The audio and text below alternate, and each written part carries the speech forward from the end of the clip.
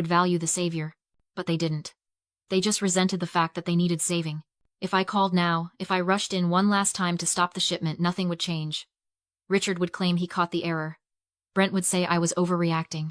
Susan would tell me I was trying to steal the spotlight. They would take the safety I provided, cash the check, and leave me in the cold again. Warning them wasn't an act of love, it was an act of enabling. It was giving them permission to continue being incompetent and cruel. I realized then that the most powerful thing I could do wasn't to fight, or to scream, or to sue. It was to do exactly what they asked. They asked me to leave. They asked me to stop being the help. So I put the phone down. I watched the digital status on the inventory tracker flip from hold to shipped. Silence wasn't passive. Silence was a weapon. And I had just pulled the trigger. 48 hours. That's how long it took for the science to catch up with the greed. I was sitting in my new home office, a desk in the corner of my living room, far from the basement lab, when the first notification popped up on my laptop. It was an Instagram tag. A major beauty influencer with 3 million followers had posted an unboxing video of the Eternal Youth Cream. I clicked play. Okay guys, I was so excited for this, she said, holding up the sleek, gold-embossed jar. It costs $500, so I'm expecting miracles. She twisted the cap open. She gasped. It wasn't a theatrical gasp. It was genuine shock. She tilted the jar toward the camera. Instead of the pearlescent white cream that had been advertised, the jar was filled with a thick, dark brown sludge.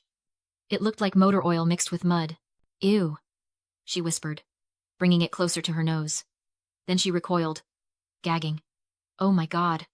It smells like rotten eggs. Like sulfur. She dropped the jar on her vanity table. Lumina? What is this? Is this a joke? I refreshed the page. The comments were already flooding in. Mine looks like that too. I just opened mine and it smells like a sewer. Is it supposed to be brown? The website shows white cream. I opened Twitter. All number Lumina scam was already trending. People were posting photos of their jars. Some were brown. Some were black. Some had separated into a clear, oily liquid and a hard, gritty solid. The chemical reaction was called rapid oxidation. Without Serum X to stabilize the active peptides, the formula reacted with the oxygen in the air the moment the factory seal was broken. The sulfur bonds broke down, releasing hydrogen sulfide gas, hence the smell, and the cream's base structure collapsed into its raw components. It was ugly. It was smelly. And it was irreversible. My phone rang. It wasn't Richard. It was Mr. Thomas. You're seeing this? He asked. His voice was calm, professional. I am, I said. The stock price for Omnipharm just dropped 12% in pre-market trading, Thomas said. They're halting sales. They're issuing a global recall.